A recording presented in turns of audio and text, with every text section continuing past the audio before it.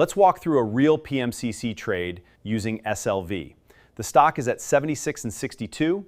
We buy a 37 leaps call for $38.45, costing $3,845, and sell a $88 call, collecting about $405 in premium.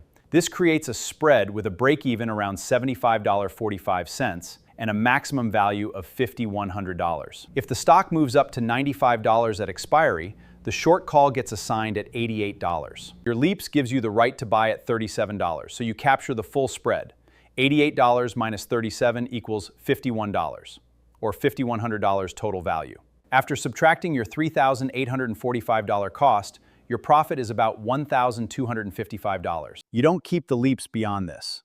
At this point, the leaps is used to cover the assignment, either exercised or closed. The trade is fully complete. If the stock stays around 76, the short call expires worthless.